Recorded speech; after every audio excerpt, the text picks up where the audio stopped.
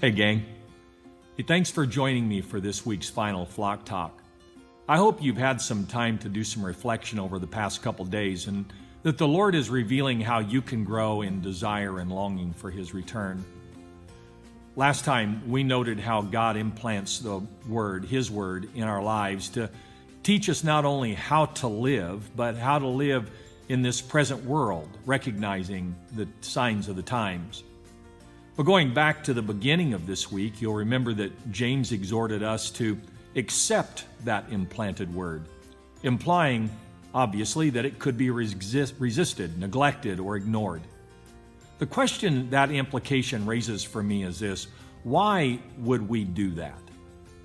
As I've personally reflected on these truths this past week, I was reminded of a scene that John, the apostle, described in Revelation of an angel obviously given authority over all the earth and a little scroll in his hand containing a description of events to come in the lives of God's people. John was commanded by the Lord to eat the scroll or eat the book. And this is what he did as it's recorded in Revelation 10.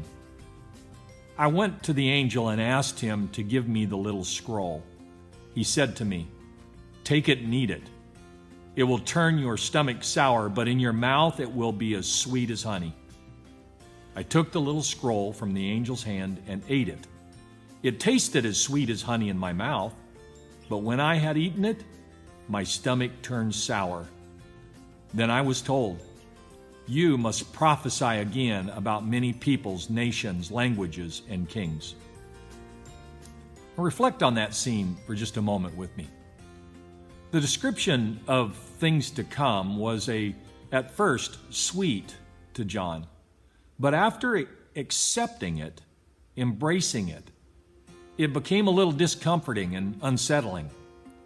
Could this describe something we anticipate about the coming of the Lord instinctively and have to overcome to truly long for the return of Jesus? Well, let me explain. On one hand, the return of Jesus for everyone who has placed their hope in Him bears the promise of restoration. John describes it this way.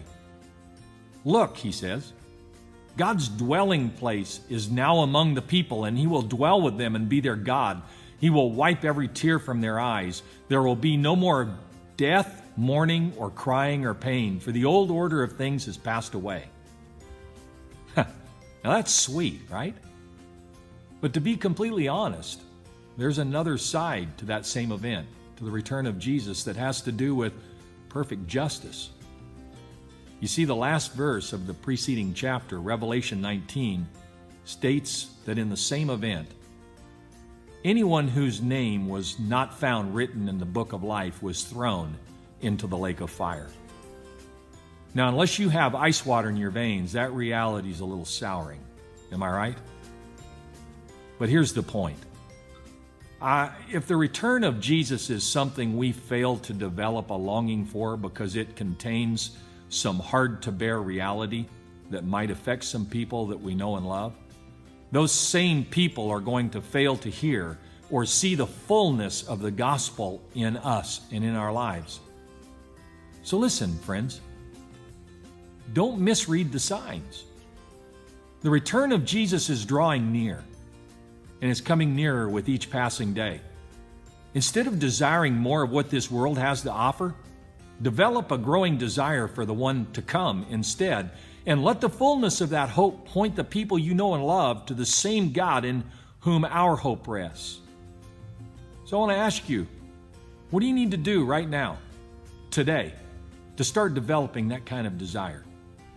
Is there sin to confess to a forgiving God? Is there some thinking that needs to be taken captive and brought under obedience to Christ? Are there desires that need to be forsaken so that sweeter ones may flourish? Whatever it is, my friends, let's do it. Eat the book and keep looking up. Man, I love you. God bless.